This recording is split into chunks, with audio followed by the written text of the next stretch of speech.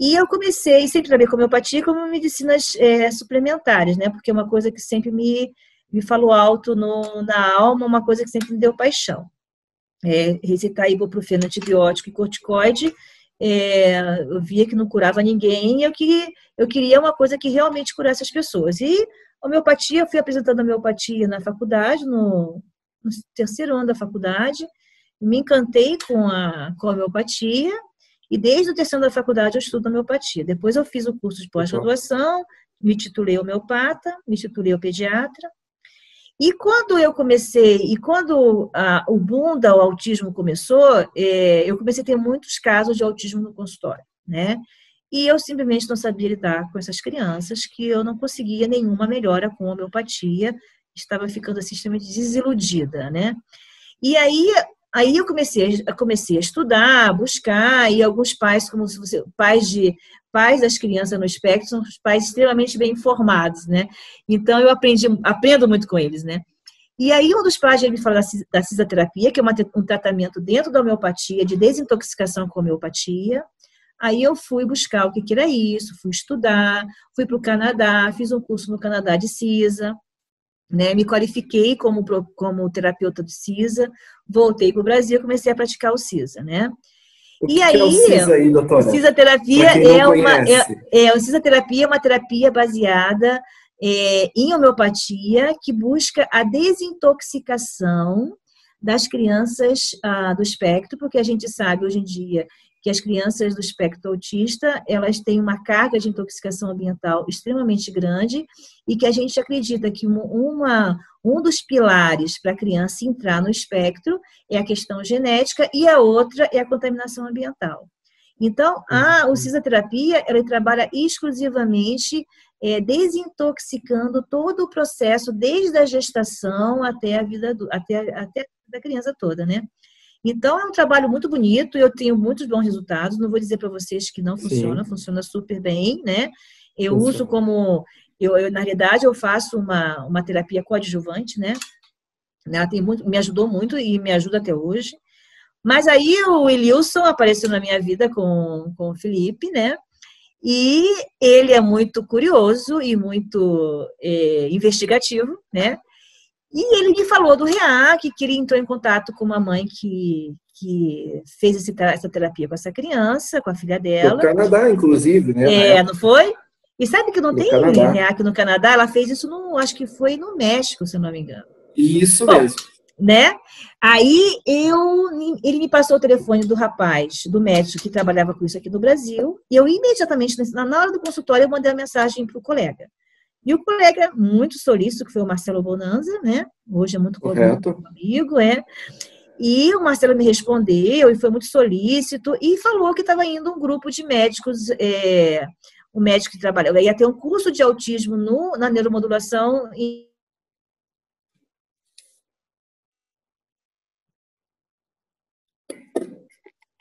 para poder ir nesse curso. Aí, juntei dinheiro daqui e vou fazer esse curso porque realmente me interessou, né? Estão me ouvindo? Sim, tranquilo? Tá ok. Tá. Ele deu uma queda, mas voltou. Aí, conclusão. Aí eu fiz minhas malas e fui para Firenze, né? Em Firenze, nós éramos um grupo de 8 médicos, todos que trabalhavam com autismo, né?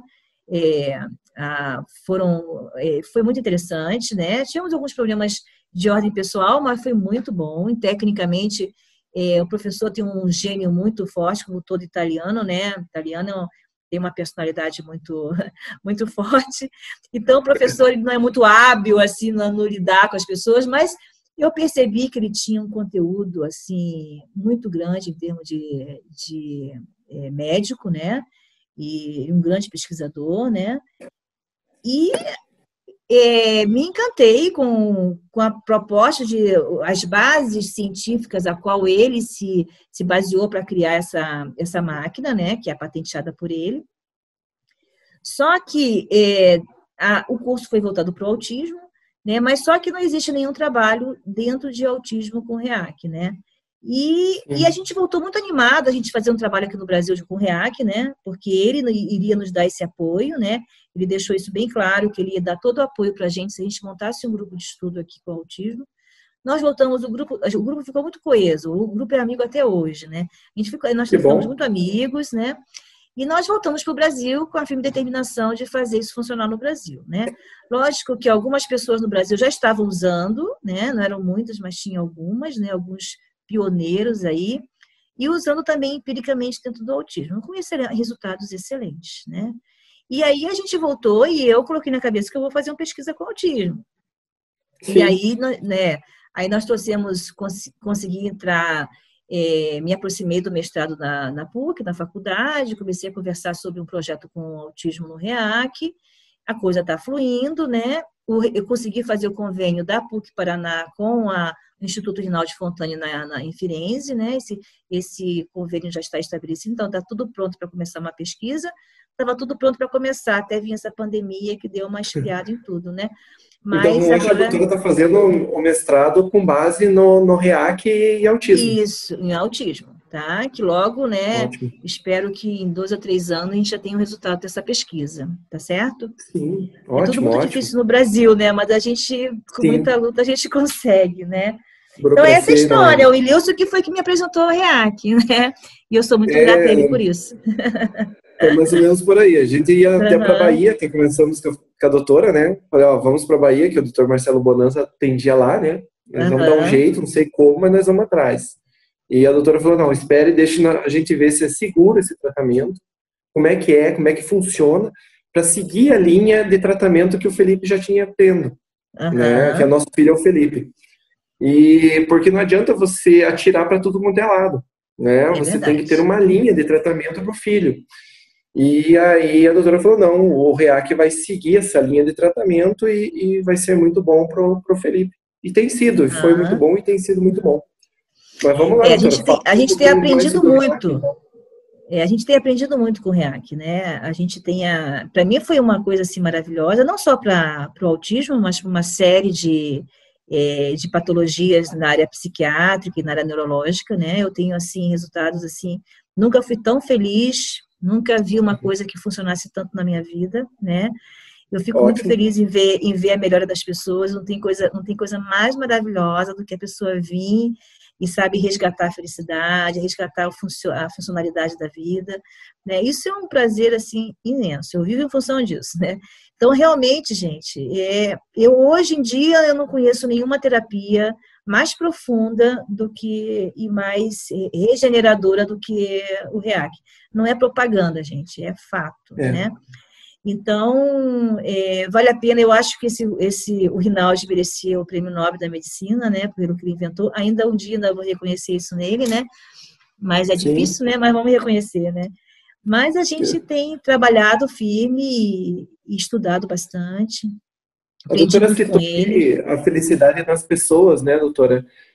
Então, não se aplica, o REAC não se aplica apenas para o autismo, né? Não, quais não. tratamentos é uma série de coisas. Principais, o REAC, que a doutora tem tratado? O REAC trabalha principalmente como se diz assim, em todas as patologias em que o estresse ambiental ele tem um forte componente, né? Doenças de depressão, né, causada por um estresse ambiental, um estresse emocional, pânico, bipolaridade, esquizofrenia, síndrome de mal de Alzheimer, tem vários trabalhos com Alzheimer, vários trabalhos com Parkinson, tá? Isso já é mais na área de regeneração neurológica, né?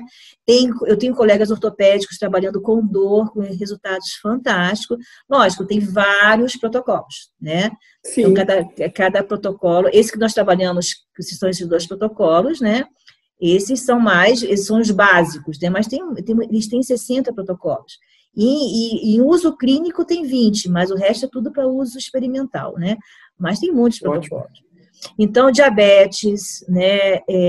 Hipertensão, Doenças intestinais, né? A gente tem muita utilidade, né? Doenças hormonais, né? Tudo que, porque se você for pensar bem, tudo é um conjunto de coisas, né? Você não tá doente só da cabeça, você está doente também do intestino, né? Isso que a gente vai passar no slide. É um complexo, você não vai trabalhar um órgão, você vai trabalhar todo o contexto. Por isso que o nome é neurobiomodulação, você vai modular todo o sistema, não só um sistema específico, entendeu? Por isso que ele atua em tantas coisas, porque na realidade ele atua na base de todas as doenças, né? Ele atua na base de tudo que gera doença, e ele estimula o seu processo de autocura, que todo ser humano tem, todos os seres vivos têm.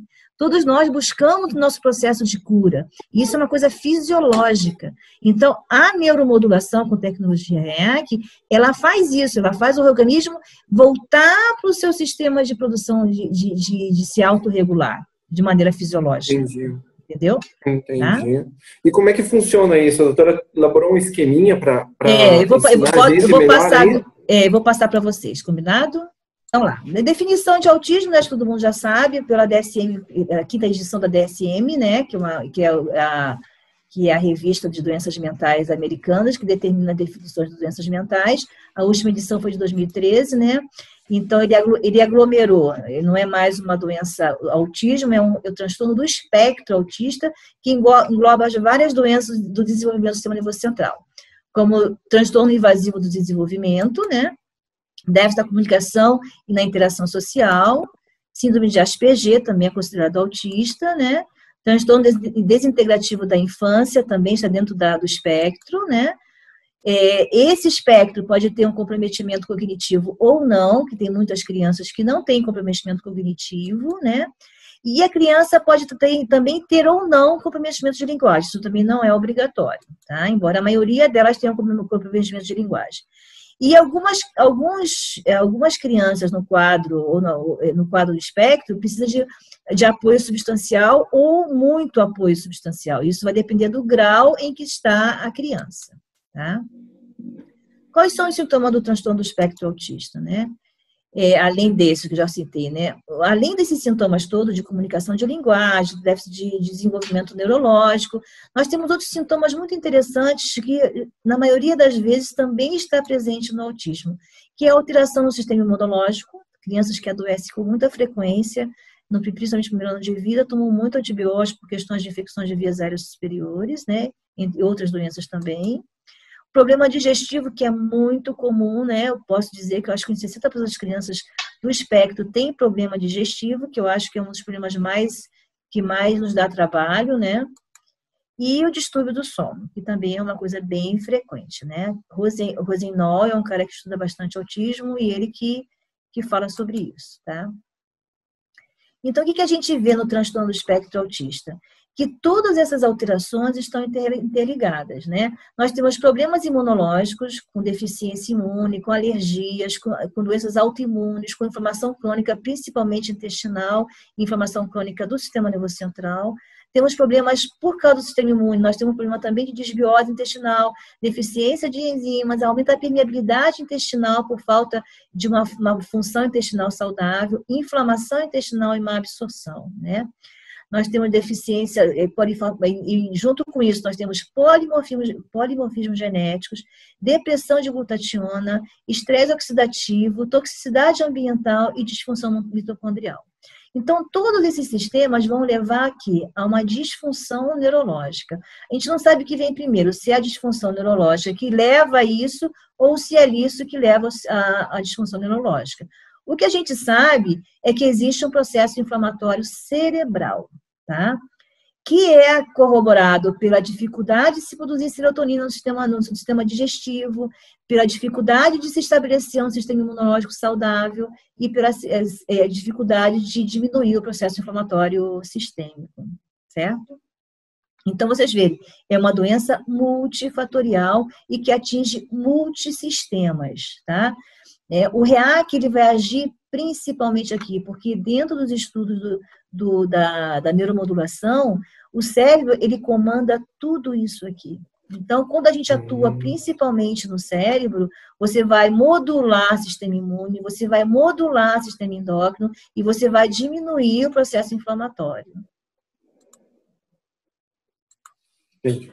Incidência de autismo. Por que tanta? Porque a gente tem visto, né, que aumentou demais, aumentou mais de 1000% em termos de 30 anos para cá, a incidência de autismo em crianças. Hoje em dia, nós sabemos que 1 para cada 58, 59 crianças apresenta autismo. Isso, o último, os dados dos Estados Unidos, em 2014. E na Europa, agora, no ano passado, saiu uma nova pesquisa que é 1 para cada 38 crianças. Então, é muita criança, Nossa. tá? E tá a gente aumentando, sabe, né? está aumentando e cada dia mais. Por isso que a gente acha que tem um fator ambiental associado, porque é impossível uma doença crescer tanto em tão pouco tempo se não há um efeito ambiental mantendo esse aumento, entendeu? É o que a gente fala, se você não tem alguém na família hoje, amanhã ou depois da manhã vai ter. Não tem Tanto como. é que não existe nenhuma escola hoje que não tenha uma criança dentro da sala de aula autista, né? Hoje, antigamente você não via. Hoje em dia, a maioria das escolas tem, dentro da sala, cada sala de aula tem uma criança autista, né?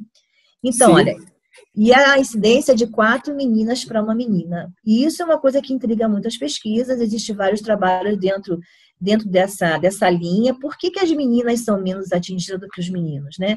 Existe uma hipótese de que as meninas, elas têm muito mais conexões cerebrais, porque o problema das crianças autistas está dentro das conexões cerebrais, né?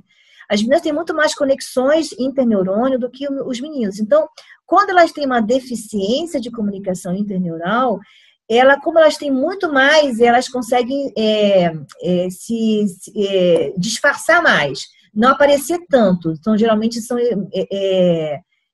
um autismo leve. Já os meninos, como eles têm menos conexões, o pouco que lesa nessas lesões fica muito mais evidente.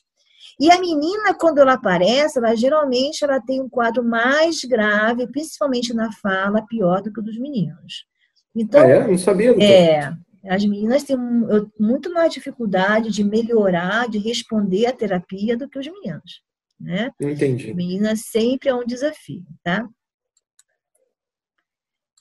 Então, autismo, hoje em dia, a gente já sabe que o autismo é uma doença epigenética, tá? Não se discute mais isso. O autismo é uma doença epigenética, ela tem uma base genética. Muitas vezes o pai tem uma expressão autista, a mãe tem uma expressão autista, né? O irmão ou um parente mais próximo, sempre existe uma conexão genética. Mas é o que a gente sabe, e a epigenética fala sobre isso, né? A epigenética é isso, né? Esse gene ele pode ou não se manifestar. A expressão do gene é que nos interessa. Ele tem o gene, né? Mas esse gene pode ou não se manifestar. Ele vai se manifestar diante de um estresse ambiental ou de um problema de contaminação ambiental, vamos dizer assim. Ou vários fatores que se somam para que aquele gene venha à superfície e se manifeste, tá? Sabe o que é interessante que a doutora falou? Porque deveríamos ter, então, algum tipo de política pública já visando isso, né? Porque a gente não sabe quem que tem esse gene e quem não tem. Pois é, mas existe já um trabalho correndo aí aqui no Paraná, até um pesquisador que eu conheço, que é o do professor Oray, o mestre Oray, eles estão fazendo um mapeamento genético, porque são vários genes, tá? Muitos genes estão associados com autismo, muitos. Muitos estão associados, mas a criança tem e não tem sintomas. Muitos que você diz que não tem, a pessoa vai lá e a criança tem sintoma. Então, é muito... Por exemplo, existe uma pesquisa que são 2 gêmeos univitelinos. São 2 gêmeos geneticamente idênticos. Os 2 nasceram prematuro, foram para a UTI. O bebê que foi mais grave, que sofreu mais agressões dentro da UTI, desenvolveu autismo, e o outro que não teve tanto intercorrência, não desenvolveu autismo. Então, os 2 têm o gene. Entendeu a ideia? Os 2 têm o gene. Mas quem vai desenvolver o autismo vai depender de vários fatores que vão se somar para que aquele gene venha se expressar. Outras vezes não. Outras vezes a criança nasce e você já vê que ela já tem todo o quadro de autismo. Esse é um gene muito mais forte. Ele já veio com um gene mais expressivo. Agora, a maioria das crianças, o que a gente percebe é que é um gene que veio a se manifestar depois de 1 ano e meio, 3 anos. Que muitas crianças teve um desenvolvimento quase que normal, ou no limite do normal, e quando chega com 1 ano e meio, 2 anos, 3 anos, ela tem uma regressão muito acelerada. Entendeu? Entendi. Esses casos são muito mais ligados a fatores de estresse ambiental que favoreceram a expressão de um gene. Certo? Isso também tranquiliza os pais, né, doutora? Porque, que nem nós, eu também me incluo aí, né? Os pais sempre têm aquele peso, né? O que eu fiz de errado, né? Ninguém fez nada de errado. Pois Né? Isso não existe, mas né? tem muitos pais que têm esse peso e que sempre pensam, né? Puxa, não tenho ninguém na família, né? Por que comigo?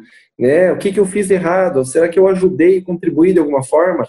Mas isso, igual diz a doutora agora, explicando melhor esse fator ambiental.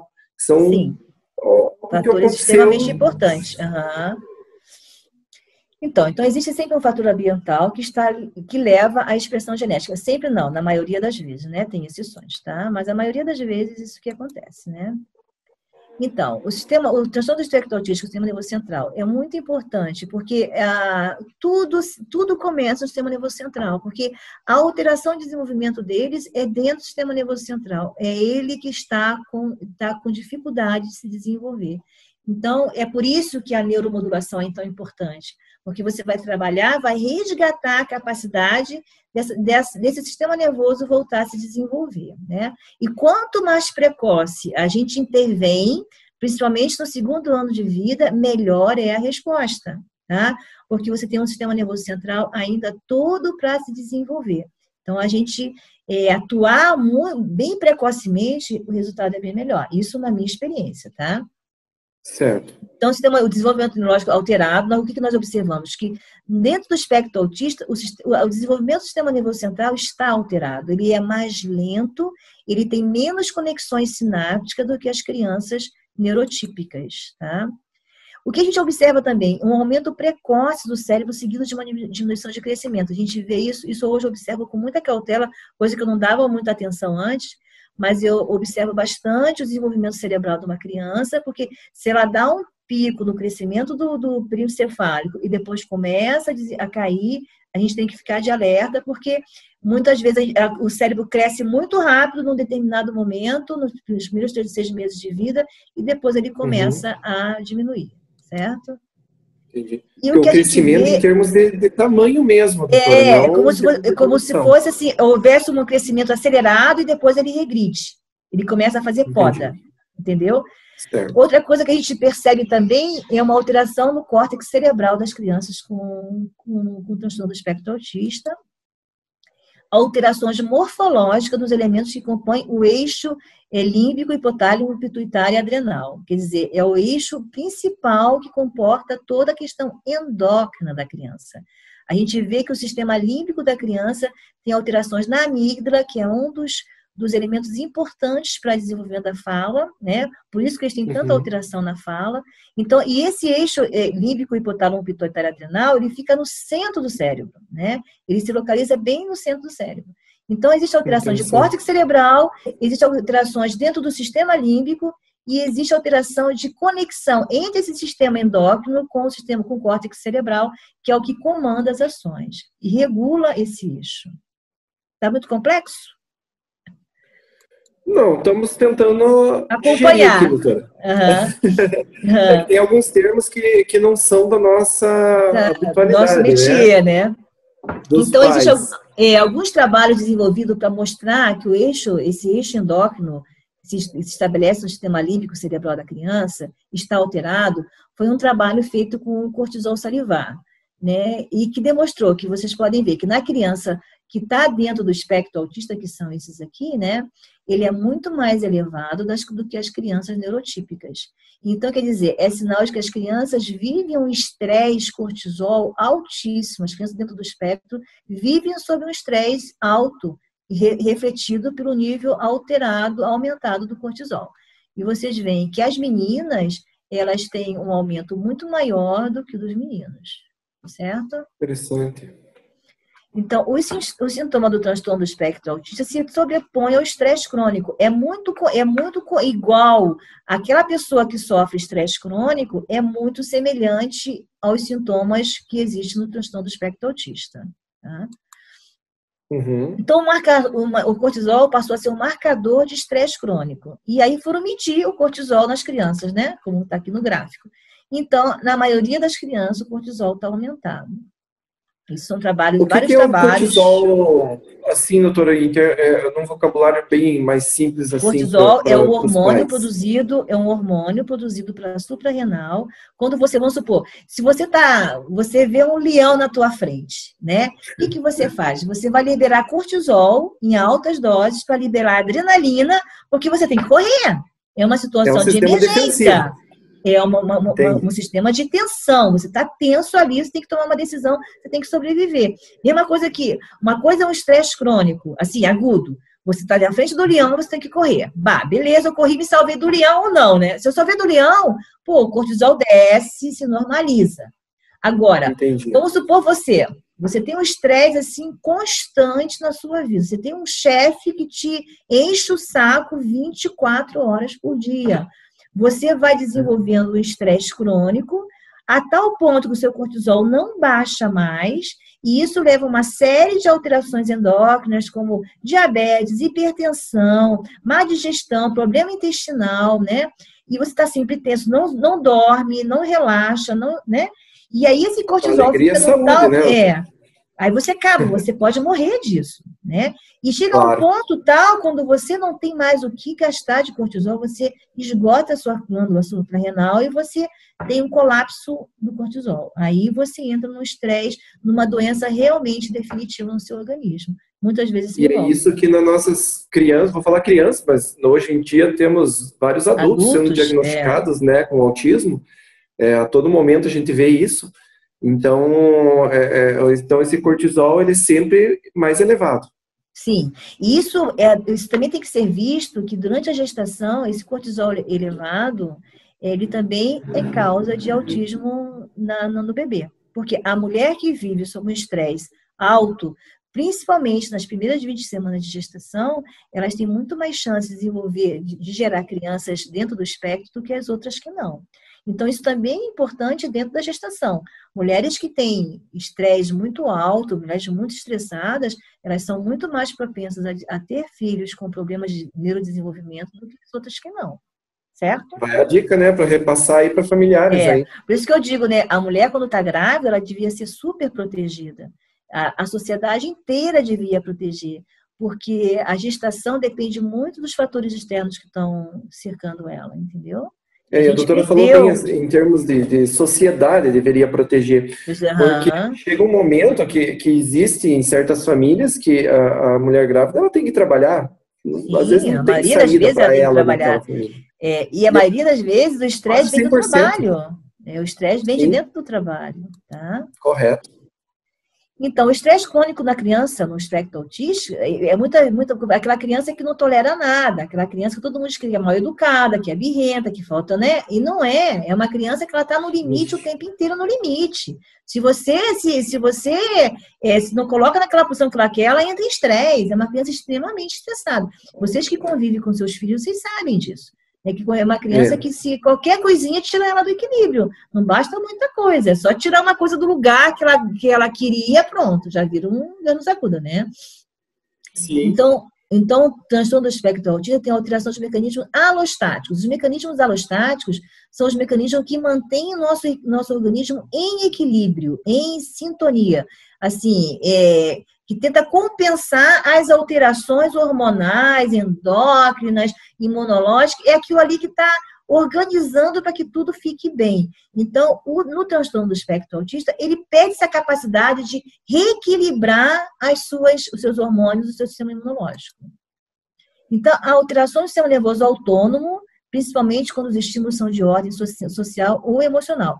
Qualquer alteração que você veja emocional ou social, ele entra em estresse, ele libera adrenalina e ele vai fazer o estresse que é tão comum no autismo, né? Então, o sistema endócrino também, influenciado pelo sistema nervoso central, o estresse crônico, o cortisol elevado, vai levar a alterações endócrinas, principalmente aumento de adrenalina, de serotonina, vai dar hormônios parasimpáticos, né? Então, aumento de cortisol e de resposta aumentada ao estresse ambiental. Então, qualquer coisa é um estresse. entendeu? Claro, nem falo. E com isso, se você vive em constante estresse, você fatalmente vai ter problemas no sistema imunológico. Então, vocês veem que tudo está intercalado. E tudo parte do sistema nervoso central. Por isso que a neuromodulação, ela tem uma atuação tão importante na regulação de todos os outros sistemas. Entenderam? Sim. Agora vamos chegar na bioneuromodulação, que é a tecnologia de terapêutica que a gente usa, né? Ela trabalhar com uma tecnologia que favoreça uma melhor resposta bioneural e otimizando o processo alostático do transtorno do espectro autista. Então, a bioneuromodulação, ela vai trabalhar justamente na resposta bioneural desse sistema, melhorando essa resposta, fazendo com que ele busque caminhos mais alternativos e mais saudáveis para responder àquele estresse ambiental. Certo? Então, Entendi. o REAC, ele traz esse reequilíbrio do cérebro e das funções do corpo como um todo. Né? A doutora poderia dizer que ele corrige a onda cerebral para que ela caminhe pelo caminho certo? Ou seria um erro falar isso? Ele reorganiza as frequências das membranas celulares, favorecendo uma resposta mais inteligente do sistema. Ótimo. Entendeu? Tá? Sim, sim. Então, por que usar a bioneuromodulação? Não existe nenhuma proposta terapêutica dentro de bioneuromodulação global do sistema hoje em dia. Não existe nenhuma terapia semelhante a essa. A única que trabalha com bioneuromodulação até o momento é o REAC. Nós não temos nenhum sistema ainda cientificamente comprovado que trabalha nessas mesmas vias neurológicas. Tá certo? Certo. Radiofrequência, neurofeedback são coisas totalmente distintas. Totalmente diferentes. Totalmente. Eu vou falar sobre algumas coisas sobre isso no final, tá? São totalmente diferentes. Eles sempre atuam de maneira pontual e nunca no sistema como um todo, né? E o que é REAC? É uma radioelétrica assimétrica conveyor. Quer dizer, é uma corrente assimétrica elétrica, radioelétrica, né? É uma mesma corrente do Wi-Fi, só que numa frequência da membrana celular saudável.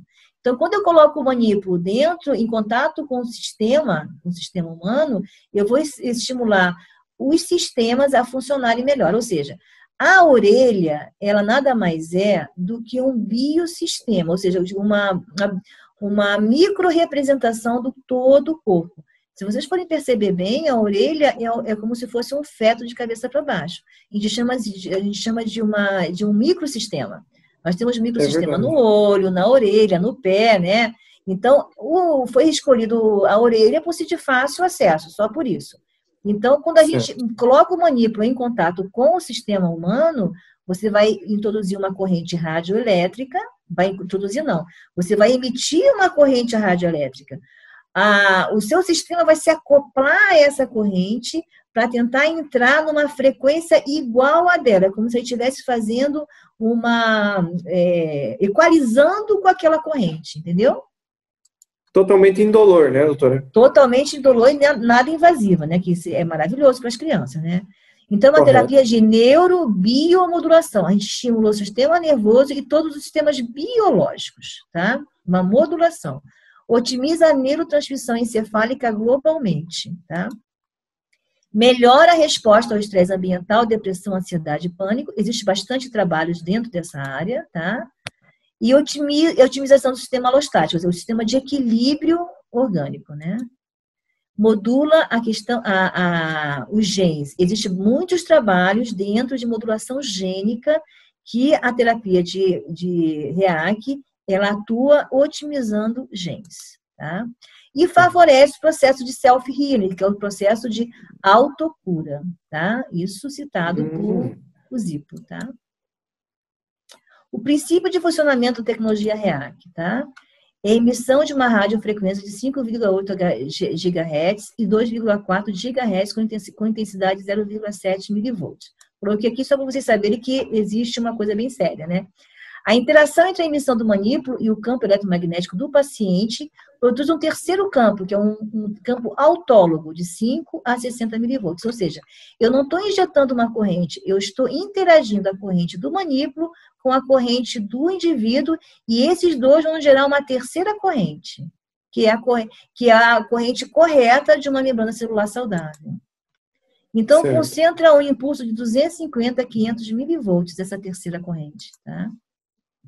A corrente autóloga, gerada por essas duas correntes, interage com sistemas elétricos endógenos. Promove o mecanismo de self-healing. Protocolo... Agora eu vou falar o corpo a se autocurar. Isso aí. As próprias células vão buscar uma frequência mais saudável e assim elas vão regular todo o sistema. Entendeu? Correto. Então, os protocolos, como é que a gente usa? Né? Tem numerosos protocolos que atuam em duas linhas de ação. A linha de neuromodulação, que é aquele primeiro pontinho que a gente faz em todos os tratamentos, que é um ponto único, que chama-se otimização neuropostural. Essa modula o sistema nervoso central de maneira muito interessante. E o segundo protocolo que a gente usa de biomodulação, que são aqueles 7 pontos que a gente aplica na orelha. Ali é uma modulação. A otimização neuronal é no primeiro ponto e os 7 pontos a gente vai modular todo o resto do sistema. Tá? Sim. Que nada mais é encostar a manopla, que a doutora fala, que é como se fosse uma canetinha, encosta na orelha. E 7 vezes ali e pronto. Sim. Aí eu vou mostrar quais são os pontos que se estimula nesses lugares, né? A otimização NPO é a otimização neuropostural, que é um ponto só. E é um protocolo que a gente só faz uma vez na vida, porque a gente vai corrigir a sua dismetria, né? Que é todos nós sabemos que nós temos um lado diferente do outro, e essa dismetria, que a gente chama de flutuante, ela interfere na resposta cerebral. Ou seja, o cérebro ele também atua nessa dismetria. Quando a gente usa a otimização neuropostural, a gente vai corrigir no cérebro essas dismetrias, que se refletem no físico, né? A gente usa um único ponto e um único tratamento. Essa correção a gente nunca mais faz, porque a pessoa nunca mais sai da sua simetria, tá? Então é um ponto único. A respeito disso, eu posso falar da minha experiência, né, doutora? Também, a primeira vez que eu fiz o REAC, a doutora fez esse primeiro ponto.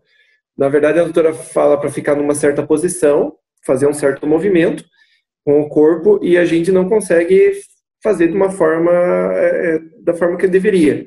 Logo após primeiro ponto que a doutora aplica, a gente já consegue fazer o movimento de forma correta. É surpreendente. Assim. E eu faço alguns testes para vocês verem como vocês são assimétricos. Aí a gente aplica o ponto e depois eu repito. E vocês observem como vocês ficaram simétricos. É uma coisa assim bem mágica, né? Bem coisa do... Sim, é surpreendente. A gente usa uma 250 ml, dura muito pouco tempo, é rapidinho, né? A neuromodulação da atividade elétrica, nós fazemos uma neuromodulação da atividade elétrica cerebral, né? E uma neuromodulação do metabolismo cerebral, né? E modula o controle e o equilíbrio motor, porque esse ponto trabalha principalmente no cerebelo, tá? Certo.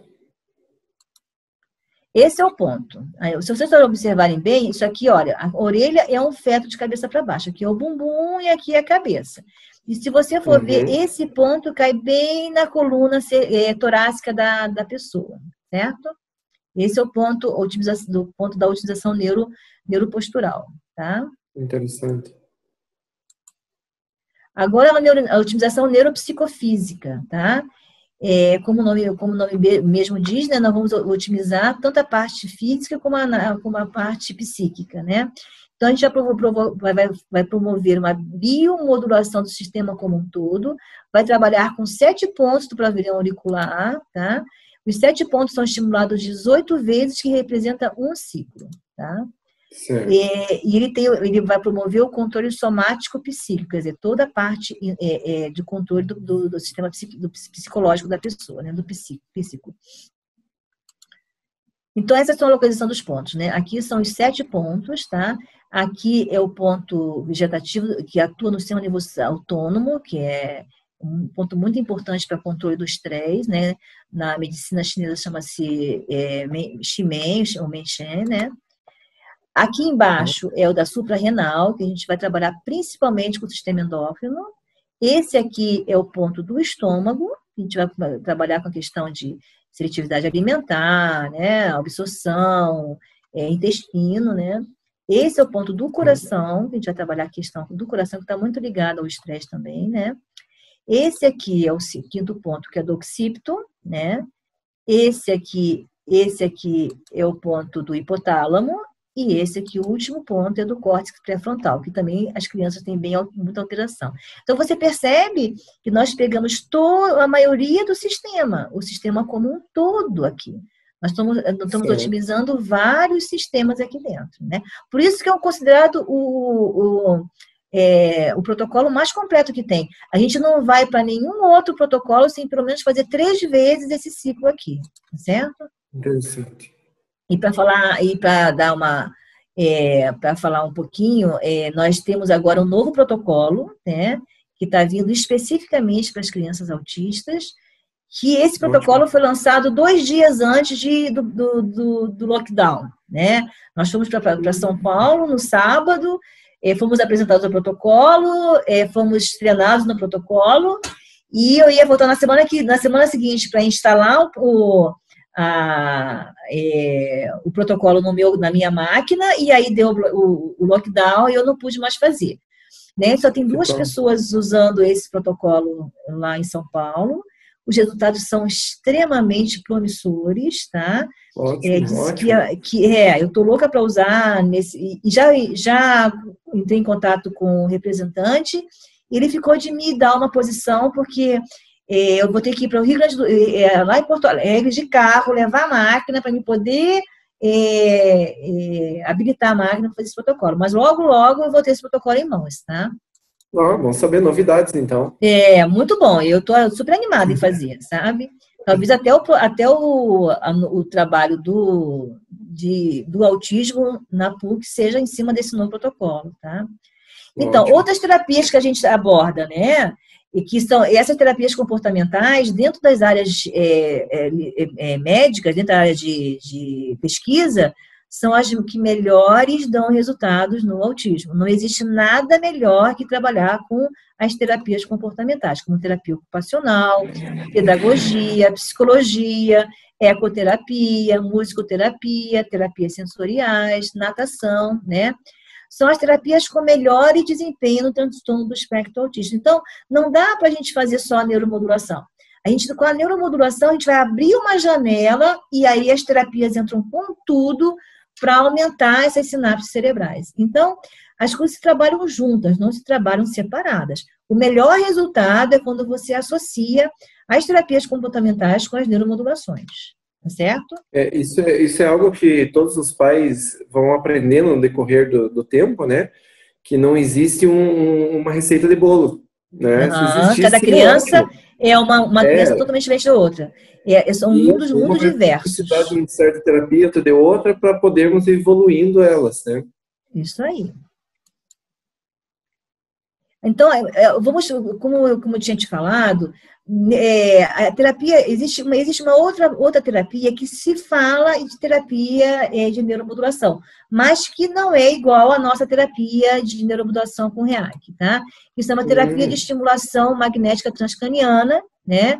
Que está ganhando bastante corpo, né? Ainda mais as pesquisas ainda são muito precárias, ainda não temos um corpo de pesquisa muito forte dentro do autismo. A desvantagem dela, como vocês podem ver aqui na foto, ela é um estímulo elétrico e que ela vai atingir, no máximo, uma espessura de 3 centímetros da massa do córtex cerebral. Então, ela não atua no cérebro de uma maneira global e nem nas profundidades do cérebro. Ela atua na superfície cerebral. E outra coisa, ela cria, assim, você tem que estar fazendo sempre, porque quando você para de fazer, volta tudo. Coisa diferente que acontece com a tecnologia REAC, que uma vez que você conseguiu aquele patamar de desenvolvimento neurológico, você não volta mais atrás. Dali para frente, você só vai somando para cima, você não tem regressão. A criança não regride depois que deixa de fazer a neuromodulação com REAC. A criança não regride. Se você não continuar fazendo, ela não vai ganhar, mas ela não vai regredir. E como eu sempre falo, você vai construindo, é como você constrói uma casa, você vai construindo tijolinho por tijolinho. O que ela ganha aqui é base para ela ganhar um outro grau de desenvolvimento no próximo ciclo. Ela ganhou esse desenvolvimento no ciclo, ali é base para um outro ganho. Então, você vê que depois de 3, 4 ciclos, a criança que não falava passa a falar, porque a fala é a coisa mais sofisticada que existe no ser humano, né? É a cereja do bolo. Para você chegar a falar, você tem que ter desenvolvido uma série de outras conexões para conseguir chegar na fala. Então, muitas vezes, a fala não vem... pacientes que não falavam e... Sim, eu tenho uma criança com 15 anos, 16 anos, que depois do terceiro ciclo, a gente descobre que o menino não só não era analfabeto, como ele fazia cálculos de alta complexidade de cabeça, sabia todas as capitais do mundo, né? Ele só descobriu isso depois que ele começou a falar, porque ele não falava e não escrevia. Entendeu? Então, sabe, nunca desistam de fazer com que seus filhos falam. Eles vão falar, entendeu? Sim. Viu só? Tá aí um exemplo. Então, a terapia de estimulação magnética transcraniana também, ela tem a interação entre os neurônios e a corrente magnética não é bem conhecida. É uma coisa assim, a gente não sabe bem como é que funciona esse mecanismo, não está tão bem claro assim, né? É uma terapia ainda muito inicial. Eu tenho que citar porque também ela é considerada uma neuromodulação, né? Os trabalhos no transtorno do espectro autista ainda não nos permite o uso com segurança, né? E está contraindicado em crianças que têm epilepsia, porque ela acentua os quadros epiléticos, tá? E que as crianças autistas, 30% ou mais, têm quadros de epilepsia, né? Também considerado como um neuromodulador, né? E atua em uma pequena área cerebral, não atuando no cérebro como um todo, né? Citação do Miller. A doutora falou em epilepsia, doutora. Muitas têm, né? Que a doutora citou agora um certo número, né? De crianças com autismo que têm ataques epiléticos e às vezes até dormindo, até sem saber, né? Os pais veem isso, né? Sim, é muito comum isso, né? Tanto é que faz parte da pesquisa do autismo você pesquisar, fazer o eletroencefalograma noturno para você diagnosticar essas epilepsias subclínicas, né? Isso é muito comum nas crianças. Então, a gente tem que estar muito atento sobre isso. Tem muitas crianças que têm alterações de cargas elétricas cerebrais dormindo e que a gente não percebe, tá? E o REAC ajuda com isso também? Muito, muito. O REAC, eu tenho crianças epiléticas que depois que começaram a fazer REAC nunca mais fizeram crise convulsiva, né? E saíram até da medicação, tá? Que ótimo. Muito bom. Aqui a bibliografia, né? Uhum. Tá.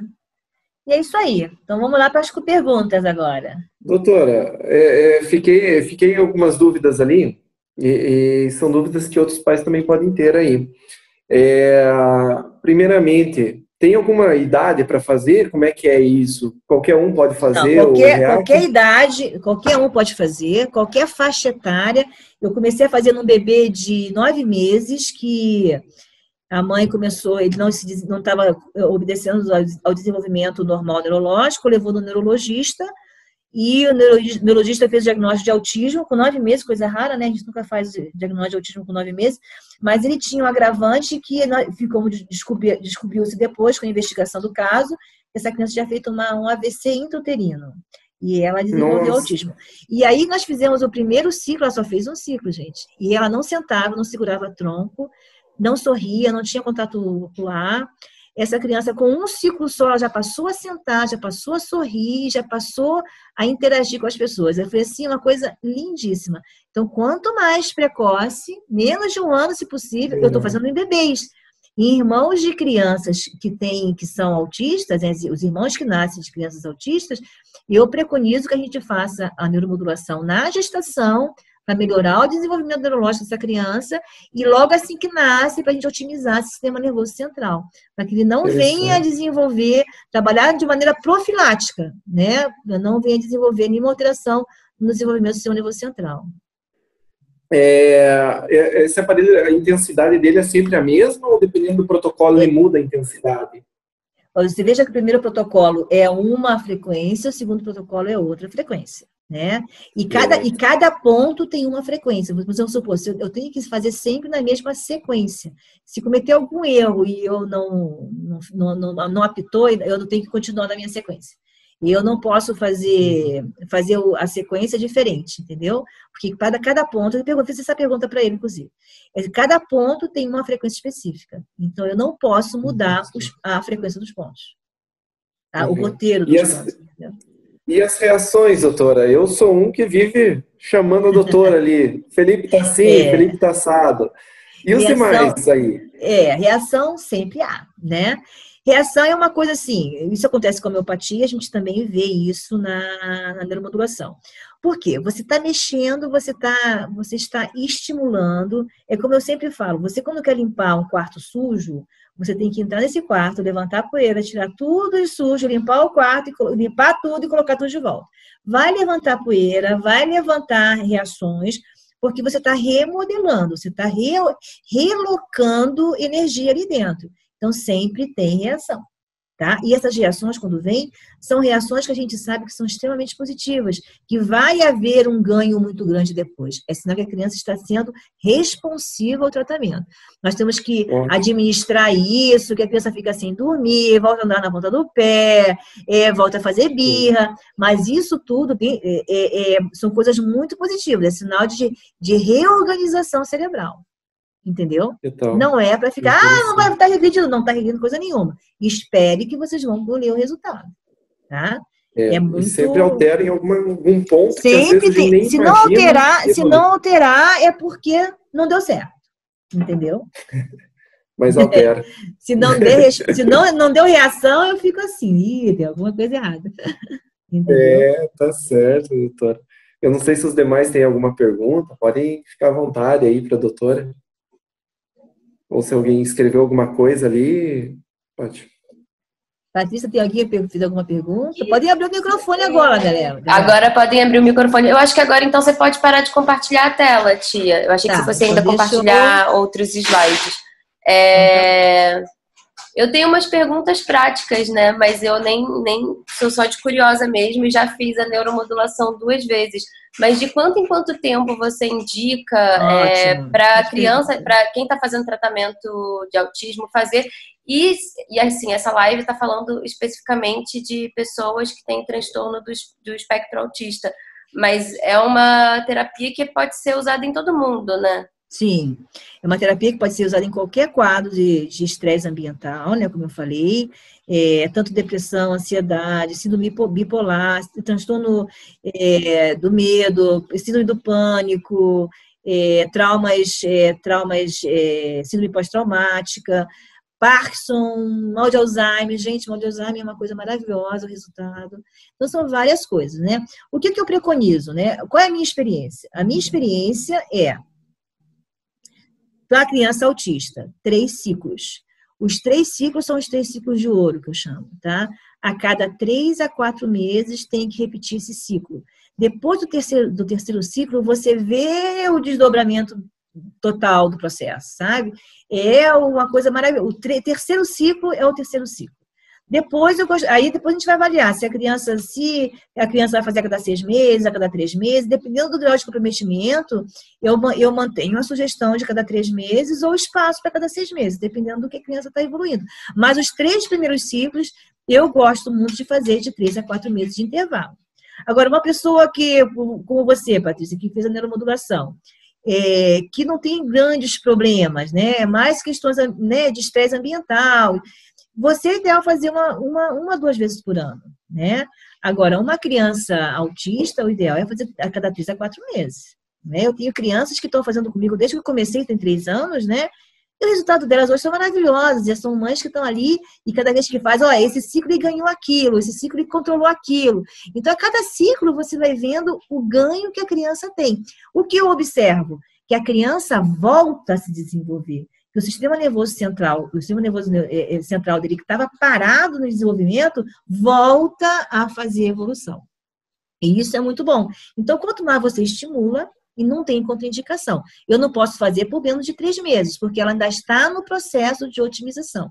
Ou seja, é um processo que eu estimulo, né, num determinado momento, mas ele continua, ele é progressivo, né? Ele não é um processo que se finda quando eu termino o protocolo, ele continua a fazer o seu efeito a longo prazo, entendeu? Interessante. Lógico que pode. Não, eu tô com uma dúvida no seguinte, eu trabalho numa escola, não sou professora, nem pedagoga, nem nada, entretanto, eu trabalho auxiliando no recreio das crianças, né? Fico com elas. E algumas crianças que têm algum tipo, seja de autismo, seja um outro transtorno comportamental, elas são um pouco de alvo de outras crianças, né? Que não entendem muito como lidar com aquilo. E aí eu acho que isso produz uma resposta de estresse para essa criança com autismo, né? Ela percebe tudo. Isso. Com esse REAC, ele ajuda a criança a buscar recursos internos para sei lá, se defender. E eu fiquei preocupada, assim, se não há uma como que eu vou dizer? Uma super estimulação, digamos assim. Não há. Ela sofre o estresse na escola, aí faz a remodulação e depois sofre o estresse de novo, digamos que a situação se repita ou não, né? Mas se não daria uma sobrecarga, digamos assim. Não, é o seguinte, você vai estimular o seu sistema de maneira fisiológica, você não tá estimulando uma coisa de fora, você tá buscando melhores estratégias fisiológicas. O que vai acontecer? O seu sistema, ele vai ser capaz de buscar a melhor estratégia para resolver aquele problema. Você otimiza seu sistema de busca de estratégia. Vamos supor, quando você está diante de uma situação difícil, se você está nervosa, você não vai ter condições de escolher uma melhor opção. Você vai reagir de maneira violenta, você vai brigar. Nesse caso, não, você vai parar, você não vai sair do sério e vai dizer o que eu vou fazer de melhor nessa situação, que eu possa sair melhor dessa situação. Então, você vai ajudar ele a ele entender, a ele processar melhor aquela questão com aquela criança no recreio. Que ele vai poder metabolizar aquilo, não se estressar, buscar recurso com alguém que possa ajudar ele, sem que ele se estresse, entendeu? Ele não vai ter tão à flor da pele a ponto de estourar ou se magoar. Ele vai ter condições de buscar alguém que ajude ele. E quanto mais eu faço neuromodulação, respeitando os períodos de intervalo, eu não estou sobrecarregando esse sistema. Eu estou melhorando esse sistema. Eu nunca vou dar um estímulo além do que... Porque o estímulo, como você viu, é uma corrente endógena. Eu não estou injetando uma corrente. É uma corrente de fora que se acopla uma corrente interna e que gera uma terceira corrente fisiológica. Entendeu? Então, é uma coisa extremamente, assim, suave. É uma coisa extremamente tranquila, sem interromper, sem intervir no sistema de maneira violenta, entendeu? Então, isso não acontece. Uma coisa muito boa na escola, que é uma experiência que eu tenho muito boa, com crianças hiperativas. As crianças hiperativas simplesmente deixam de ser hiperativas. É fantástico o resultado com déficit de atenção e hiperatividade. Meu resultado é lindo, lindo, lindo, lindo. Todas as crianças que eu trabalhei com isso, todas se resolveram. Então, isso dentro de uma escola, menina, isso aí é uma coisa fantástica. Entendeu? Sim. Meu sonho é levar isso para uma escola. A dificuldade do estresse não é nem tanto com as crianças com autismo, é mais com as crianças hiperativas mesmo, porque elas não conseguem ficar quietinhas, elas não conseguem ficar quietinhas no lugar delas, então estão sempre a provocar as outras crianças, a chamar a atenção de uma outra forma, né? Isso aí. Então, com elas o resultado é maravilhoso. Eu tenho uns casos assim lindíssimos, sabe? Tá bom? Quem mais? Opa, será que eu fui tão explícita assim? Ninguém tem dúvida? Fica bem declarado aí tudo. É que o assunto é polêmico, né? É diferente, e aí acaba que a gente escuta mais e é mais difícil de dúvida assim de cara. Porque é uma coisa nova, né? Uma coisa que é legal, que você falou durante a sua apresentação, mas vou só reiterar porque eu acho isso muito bacana, assim, é que o REAC, vocês têm muita resposta com o REAC, mas vocês fazem uma associação de várias terapias, né? Essa não é o único tratamento que você utiliza quando você trata as crianças, né? Então, entender também que é sempre uma junção de coisas, né? Nunca é uma coisa só. Justamente. Ah, eu gostei do que a Paty comentou ali, porque eu anotei eu falar e acabei esquecendo aqui. A terapia coadjuvante seria o CISI? Ou mais alguma? Eu uso o Caesar como terapia coadjuvante, uso também os suplementos, a biomedicina também, suplementação, eu também faço isso, né? Eu acho que isso dá um suporte muito bom para que o organismo responda mais rápido, né? E trabalho bastante a questão intestinal também, quando eu vejo, porque quando a gente mexe com o REAC, a questão intestinal às vezes vem muito forte, e eu às vezes interfiro um pouquinho para ajudar esse sistema a responder melhor, sabe? Porque eu vou tentando ajudar para que as reações não sejam tão fortes, para que a criança saia melhor na situação. Mas eu associo, né? Não sou tão invasiva, porque eu vejo que eu não preciso mais ser tão invasiva como eu era antes, né? A neuromodulação me trouxe esse conforto. Hoje sou bem menos, medico bem menos do que antes. Faço a homeopatia de fundo, faço cisaterapia, que também é mais uma coisa que ajuda no self-healing. Eles são coisas que se somam, não são coisas que se brigam, entendeu? Então, eu busco sempre essa coordenação de terapias, não coisas muito, muito agressivas, para que dê tempo e dê espaço para que esse organismo vá se organizando. E outra coisa, se você atira para todo lado, você não sabe o que está resolvendo, né? E uma coisa pode anular a outra. Então, você tem que ter muita cautela para você saber, esse resultado foi do REAC, esse resultado foi do CISA. Então, eu faço o REAC, espero o REAC agir, e aí pontuo com o CISA se for necessário. Então, tem que ter muito bom senso para que você saiba aonde você está andando para você não se perder, entendeu? Essa é a grande dúvida da maioria dos pais que faz muitos tratamentos, né? Às vezes a gente faz mesmo, você não sabe se é a terapia, você não sabe se foi o REAC, se foi a homeopatia, se foi o tratamento da alergia, se foi, se foi o de verme, se foi a suplementação de vitamina. Quando melhora, ótimo. Agora, quando piora, o que piorou? Aí é que é pior, né? O que eu vou mexer? Entendeu? Então, isso é a questão, sabe? É bem isso.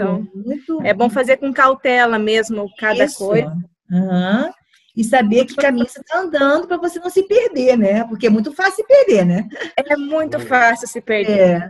Eu já vi gente, assim, bam aí, que se perderam com cisaterapia de uma tal maneira e que eu tive que, depois de muito estudar, eu percebi aonde tinha sido erro e foi difícil corrigir. Mas finalmente corrigi, mas também com a ajuda da neuromodulação. Então tem que ter muito bom senso para a gente não se perder, porque não dá para ficar atirando para todos os lados. Entendeu? E o REAC, assim, é muito interessante, mas ainda é pouco conhecido, né? Que pena, né? Pouco conhecido. E esse é o meu objetivo como... Eu sei que é a luta. Eu sei que essa é uma luta mesmo. E a pior resistência que eu sinto é dos próprios pesquisadores, dos próprios colegas, sabe? Eu tenho muita dificuldade com isso. A gente é muito discriminado, porque a gente parece que entrou numa área, assim...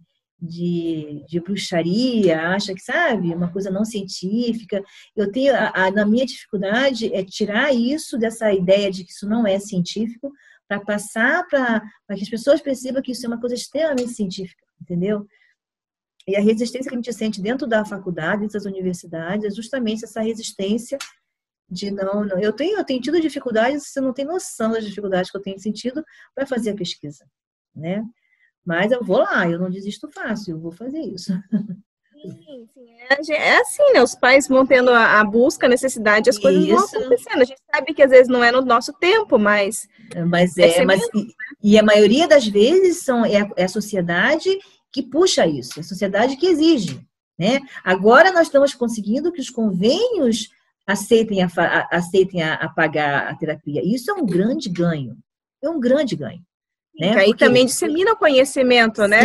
Facilita o acesso, busca, né? Porque é uma terapia. Porque não é uma terapia que não é acessível para todo mundo, né? Não é acessível para todo mundo, financeiramente. A minoria mesmo, né?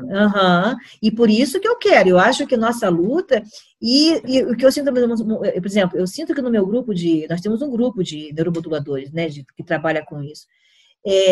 Ninguém quer que o convênio faça, ninguém quer investimento em pesquisa porque é conveniente. Só quem pode pagar, paga, quem não pode pagar, não paga. E não é esse o objetivo, entendeu? O objetivo é tornar isso acessível a todas as pessoas. Vamos lá, Ilson, agora é você. Manda ver. Vamos lá. Eu vou aproveitar esse gancho que a doutora deu agora aí, um pouquinho. Eu acho que ficou legal, né? Agora não foi ensaiado, mas acabou. Eu já linka com o que eu estou falando. Fez a ponte. Já fiz a ponte. Fez, e muito importante, porque você veja, da mesma forma que tem médicos que querem só ganhar em cima do REAC, existe também a parte jurídica que está em cima disso daí, e que não está aí para ajudar, mas sim para tentar falar para vocês, para os consumidores, para nós pais e tudo mais, que é difícil, que é um processo muito moroso, que é complicado, que é isso, que é aquilo, e fala, tem que pagar tanto para eu entrar, né? E às vezes não é dessa forma, né? E foi nessa troca de ideias com a doutora que surgiu esse bate-papo que nós estamos aqui hoje, para tentar passar para vocês, no modo simples, como é que dá para tentar fazer isso e como é que é possível ganhar em cima das agências, dos planos de saúde aí, né? Então, o que a gente precisa, primeiramente, é que o médico tenha um pedido, né? Então, nós precisamos ter esse pedido médico. Esse pedido médico, ele não precisa ser de neurologista, tá? O pessoal me pergunta muito, mas tem que ser um neurologista que tem que fazer o pedido. Não, hoje em dia não precisa. Pode ser pediatra, pode ser qualquer outro. A doutora até falou de um caso que foi um fisioterapeuta que fez um pedido, doutora? Se eu não estou errado? Foi um ortopedista que fez o pedido. Ortopedista, perdão. Lá de Santa Catarina, então, um colega nosso. Uhum. Pois é. Postaram, então, só né, no grupo? Saberem, como é que é feito isso daí, gente? Primeiramente, nós precisamos desse pedido administrativo, tá? Então, eu não vou falar em ação judicial sem antes ter um sim ou um não do plano de saúde. Teve gente que perguntou, mas o meu plano de saúde é do Banco do Brasil, o meu plano de saúde é a Unimed, o meu é não sei o quê. Independe. Quando nós falamos plano de saúde, o plano de saúde ele tem que dar cobertura total a tudo isso que a gente está falando. Desde REAC, terapias das crianças, tá? E terapia, a gente engloba tudo isso que a doutora falou agora há pouco. Terapia ocupacional, psicopedagogia, psicomotricidade, fono. Então, tudo que o médico solicitou, o plano de saúde, ele tem que pagar aquilo para você, tá? Veja com o seu médico, o médico de vocês, o seu pedido foi correto. Tem muito médico que recebe a criança autista e daí faz o pedido terapia ocupacional apenas, tá? Porém, o problema das nossas crianças autistas é a questão sensorial. A doutora comentou agora há pouco ali. E então deveria ser um pedido terapia ocupacional com integração sensorial, tá? Então começamos aí já. Então nós temos que exigir isso do plano. Doutor, mas eu moro numa cidade aqui que é 1.000 habitantes, não tem ninguém aqui.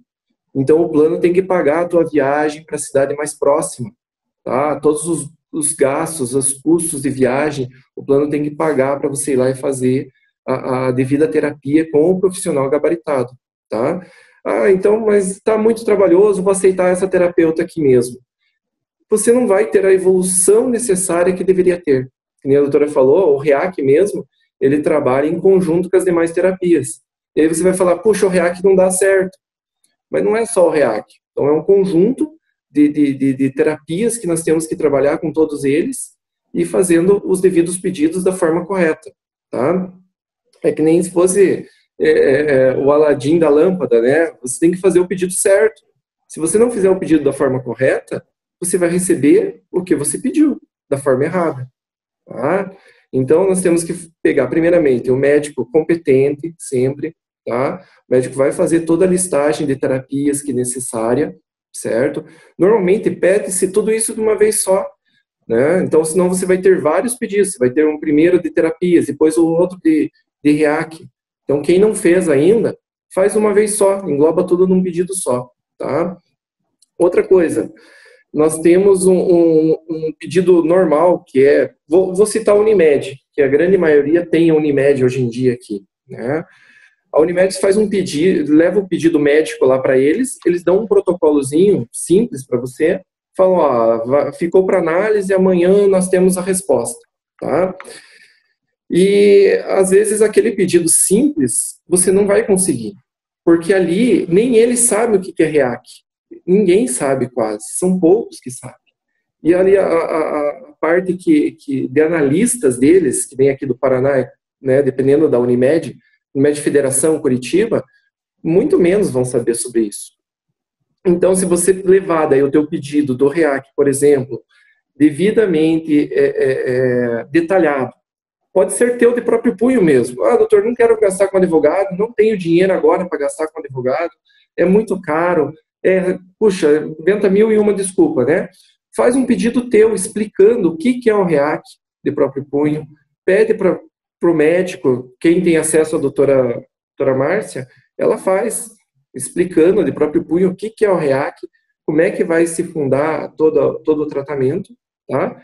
E aí, quase certeza absoluta que tenhamos uma resposta positiva de primeira, né? Então, vocês vão economizar uma ação judicial depois, vão economizar com atendimento a alguns advogados que estão já querendo ganhar em cima das crianças com autismo, porque o autismo hoje, de tanta criança que está nascendo, ele está virando um comércio, uma comercialização.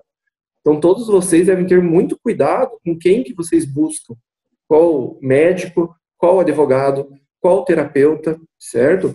Eu mesmo, uma vez, levei meu filho numa terapeuta ocupacional e que eu exigi que fosse terapeuta com integração sensorial. No fim das contas, falaram, não, é com integração sensorial, ela é devidamente gabaritada. O que acontecia? O que a saía da terapia totalmente suado, e ela mais ainda. Mas que tipo de terapeuta que não dá conta da criança, né? Então, por mais que a criança esteja agitada, o terapeuta com integração sensorial, devidamente gabaritado, né, com o método ABA, com o método TEACH, com o método, seja qual for que for determinado para teu filho, para tua filha, ele vai dar conta daquela criança, certo? E aí, com aquela repetição, criança sai suada, criança isso, olha, não dá, ele não presta atenção, tá difícil. O terapeuta que falou, tá difícil, gente, vocês já podem encostar na parede, tá? Para ver se realmente é gabaritado, se não é, tá? Por causa dessa comercialização. Com esse caso específico, acabou acontecendo de hora que encostou na parede. Não, eu só tenho um módulo de integração sensorial, eu não fiz todos os módulos de integração sensorial. E aí, é claro, a gente retirou dali para procurar uma terapeuta ocupacional devidamente gabaritada. Por quê? Você não vai ver a evolução do teu filho, não tem como. Tá? Então, isso já levando para essa parte, como eu falei, comercial, que está virando o autismo, e que nós temos que ter muito cuidado, tá? Para saber se aquilo lá realmente é verdadeiro ou não. Então, voltando, faz um pedido de próprio punho, tá? Quanto mais você fundamentar o teu pedido, vai ser melhor para você. Ah, doutor, eu não sei o número da lei, eu não sei fundamentar direito, eu não sei escrever direito, não tem ninguém que faça por você? Ok, procura um advogado, o advogado vai fazer, devidamente fundamentada aquela notificação para o plano de saúde, certo? Mas fica de olho no advogado que você vai procurar. Por quê? Às vezes tem alguns que o interesse deles é que volte negativo esse pedido. Então, vai fazer de qualquer jeito. Vai voltar negativo. Porque o interesse daquele seu advogado é entrar com uma ação. Porque ali vai ter os honorários dele que ele vai ganhar, um pedido, quem sabe, de indenização por dano moral. Só que, aviso desde já, indenização por dano moral no pedido de obrigação de fazer de REAC, ele acaba voltando negativo, tá? Então, às vezes, leva o advogado e fala, não, daqui dá uma indenização por dano moral, porque eles não fizeram, eles não cobriram esse teu pedido. Esse não vai voltar positivo, a tendência é voltar negativo. Essa é a nossa jurisprudência aqui do Paraná hoje, tá? Isso eu não estou falando, quem está aí em outros estados tem que dar uma pesquisada nas decisões que têm sido dadas em pedidos similares, pedidos idênticos, iguais ou parecidos a este. Tá? Até há pouco tempo, nós não tínhamos nenhum tipo de decisão relativa a REAC. Por que isso? Porque ninguém queria arriscar em primeiro lugar. Ninguém queria ser o primeiro a tentar, porque vai que perde. Né? Decisão judicial, estou falando agora. Tá?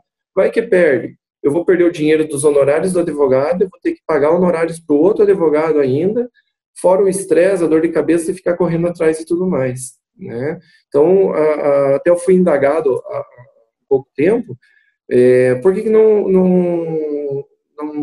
que o doutor não disponibilizou decisões dessa forma? Porque não tínhamos. Esse tipo de decisão, ele acabou sendo compartilhado no grupo da doutora, entre médicos ali, porque no nosso grupo de advogados não existe nem advogados que lidam com o REAC, tá? Não tem um grupo de advogados competentes para isso hoje no Brasil, né? Como no REAC a doutora fez o curso, como ela acabou de explicar, vários médicos, amigos, conhecidos, e ali fizeram um grupo para compartilhar os conhecimentos que os pacientes trazem, tá?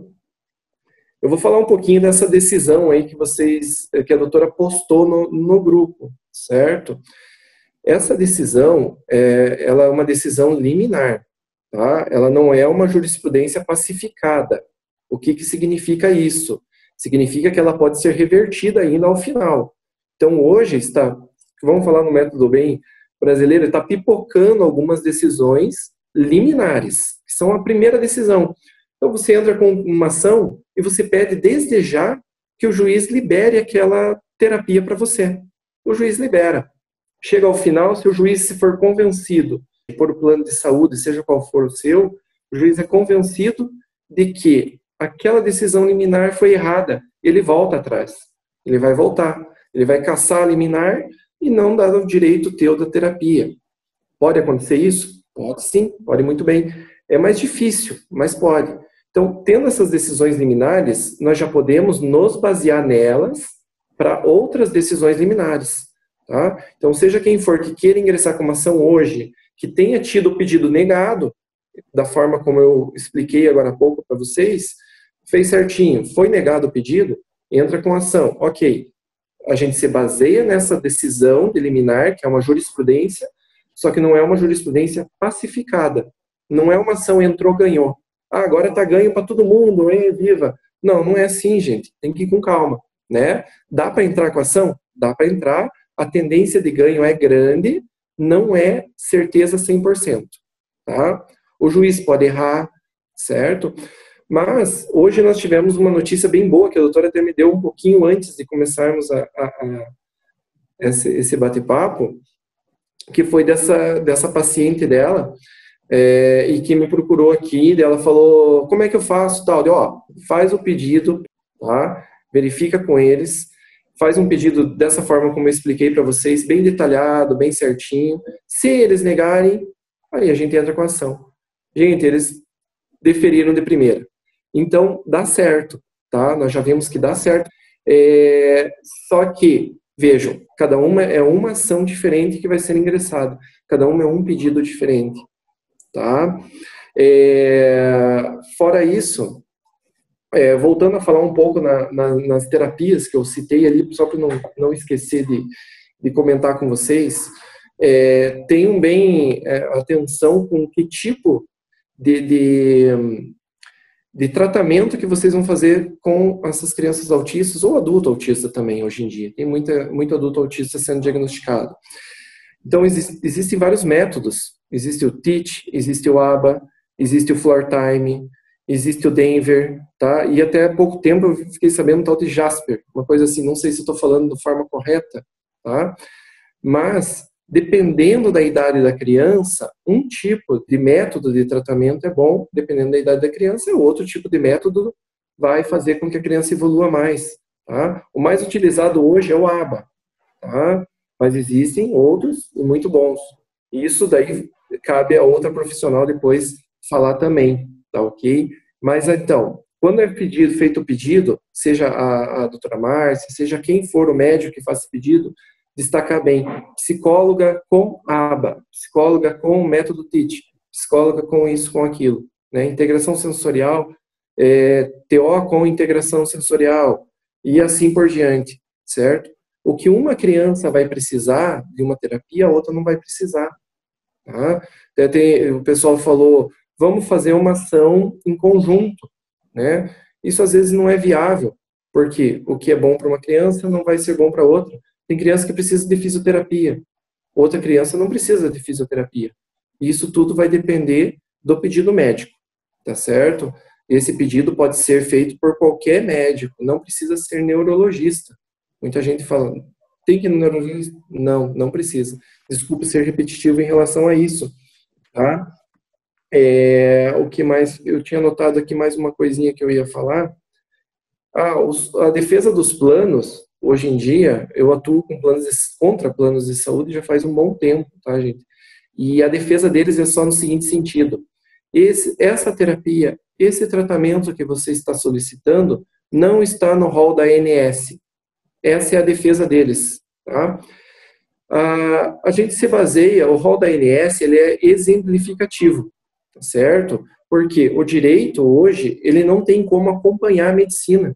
Ele não acompanha o nosso dia a dia, certo? Porque algo que é descoberto hoje na medicina, seja onde for, até ele chegar a virar lei ou ser autorizado através de uma lei, ele vai demorar muito tempo.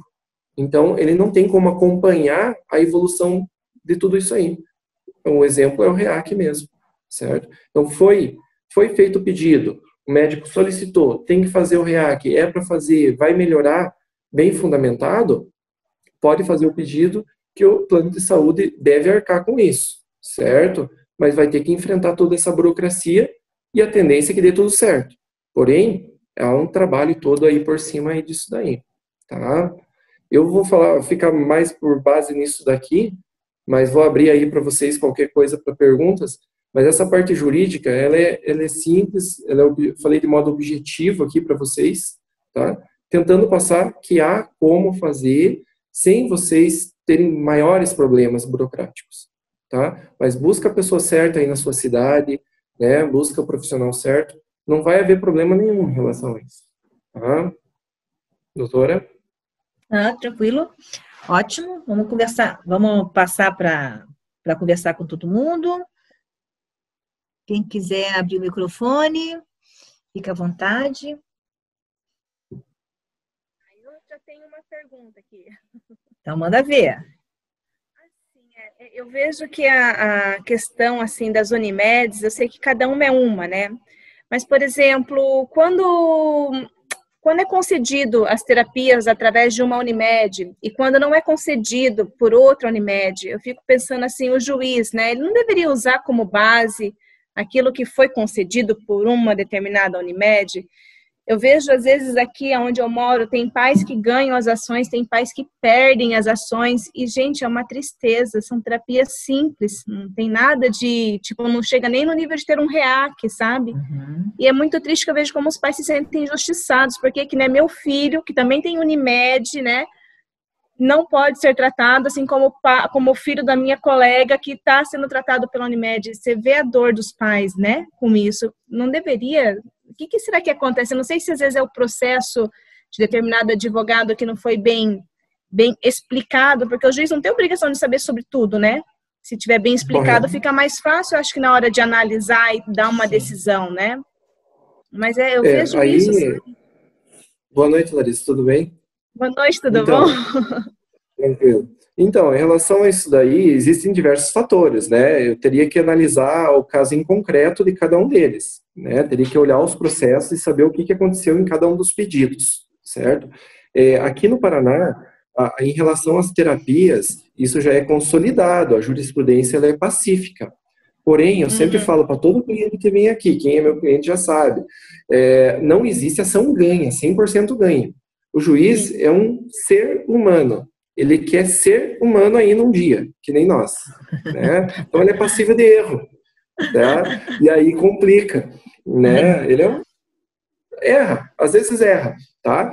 Aí pode haver também a questão que eu falei agora há pouco, dessa comercialização do autismo, tá? Então, por exemplo, você ficou sabendo por aqui, né, de algumas coisas, vamos supor que você não sabia de nada, de REAC, de nada disso até hoje, né? E aí você leva para o primeiro advogado que você conhece aí, que é mais amigo ou que te indicaram. O rapaz trabalha com área civil e fala, não, me dá aqui que eu vou entrar essa indicação. E o que vai acontecer? Ele vai começar a pesquisar sobre autismo, ele vai começar a pesquisar sobre REAC ainda.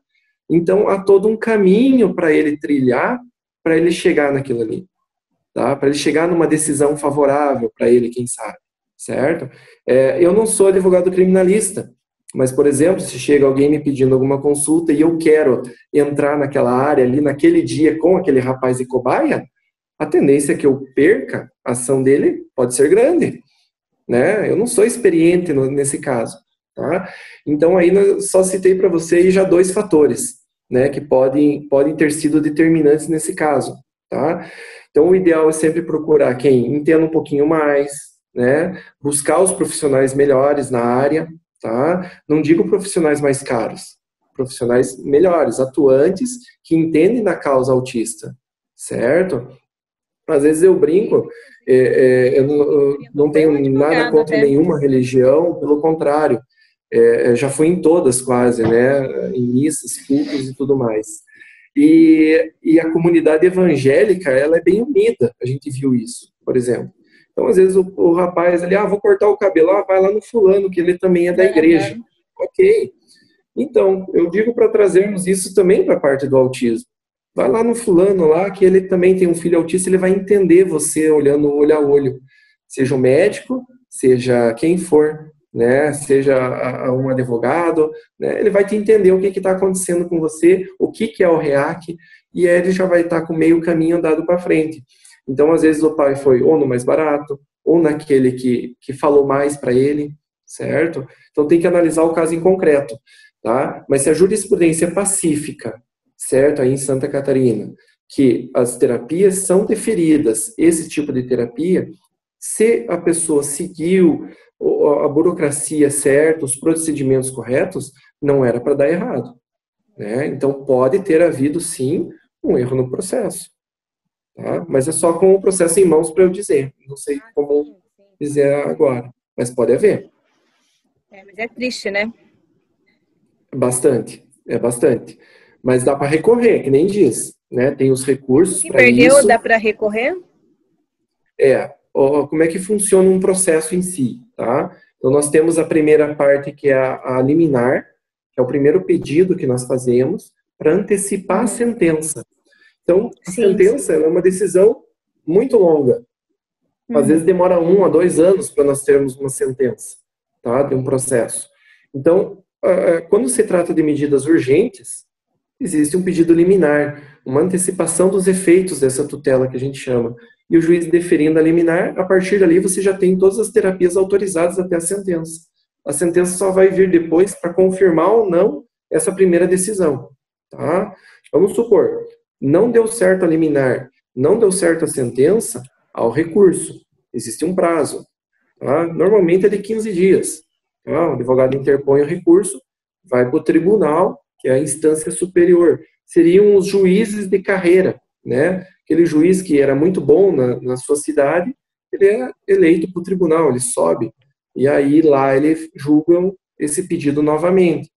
Por isso eu falei, então tem várias chances aí de dar certo se a jurisprudência for pacificada, né? A tendência de ganho sempre há. Mas sempre tem que estar amarrado nesse bom processo com um advogado que entende dessa área, né, em específico, né? Eu acho que é bem importante isso, né? Correto. Não dá para ir, por exemplo, um advogado trabalhista, ele vai se bater um pouco nessa área. E a pessoa já sabe se o advogado é trabalhista ou não, né? Se ele entende desse tipo de causa ou não. E assim por diante. Então é bom dar uma boa pesquisada sempre antes. Comenta com esses amigos, colegas, para buscarem sempre o melhor para vocês aí. Tá? Eu sempre falo, o meu ainda não tenho sentença final, mas já está há alguns anos rolando o meu processo. Foi com um advogado de Curitiba na época, era a única que a gente conhecia da área, assim, na época. O Gui tem 7 anos, isso faz 5 anos já. Não, deve ter uns 4 anos o processo, eu acho. 3, 4 anos o processo. Agora foi para a última instância, vamos ver. Espero que seja positivo, tá? A única coisa que eu dando moral, eles não estão dando, tá? Dando moral no mas eu nem quero dano, só quero cobertura. Muita coisa eu pago particular, nem vou atrás do plano, sabe? Nem deslocamento eu não peço, nada. A gente só quer terapia para os filhos, né? Só quer que eles se desenvolvam, né? Tá certo. Meu medo são as políticas públicas, barrar o que a gente já conseguiu com a parte jurídica, né? Os pais de autistas. Isso é verdade. Agora, na pandemia, a gente percebeu a invisibilidade das crianças muito nitidamente com as políticas públicas, né? Crianças especiais não tiveram nenhum acesso a nenhuma abordagem, nada, foram ignoradas totalmente, né? E isso, inclusive, o Ministério Público já sinalizou sobre isso, né? Sim. Nós tivemos também, falando em política pública, tivemos uma ameaça aí do MEC, se eu não me engano, foi uma portaria, alguma coisa assim, no sentido de que se voltassem às aulas, as crianças com autismo em especiais não eram para voltar para as aulas, né? Isso é uma decisão totalmente conflitante, fora da lei de inclusão, e que a OAB já se manifestou desde o início, contrária, notificou o governo, e eles tiveram que voltar atrás, tá? Eles já retiraram aquele artigo, então voltando às aulas, todas as crianças então, estarão incluídas nesse retorno, né? Então, eles tentam. E a gente tem que estar esperto. É isso aí.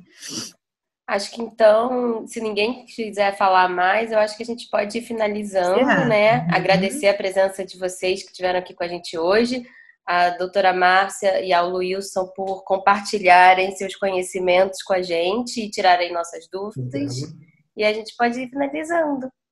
Então, tá bom. Então, boa noite para todos. Obrigada por nos ouvir, por estar aqui junto com a gente nessa noite. Espero que haja outras vezes. Se vocês gostaram da live, a gente pode fazer outros assuntos, falar sobre cisioterapia. Coloque no grupo o que vocês gostariam que a gente conversasse, falasse sobre outras terapias, falasse sobre outros assuntos. Quem sabe a gente faz outras lives outras vezes, né? Depende só do grupo se decidir, tá certo? Eu estou à disposição de vocês, estou aqui para compartilhar o que eu sei, o meu conhecimento, e qualquer coisa é só me procurar, tá? Fiquem à vontade, tá bom? Igualmente, boa noite a todos. Obrigado aí pelo tempo aí que vocês ficaram até agora aí com a gente, tá? Tudo de bom, um abração. Tchau, tchau. Tchau, gente. Obrigada. Tchau. Obrigada. Muito esclarecedor. Tá, que bom. Obrigada, Márcia e Wilson. Obrigada, querida. Obrigado, tchau. Tchau.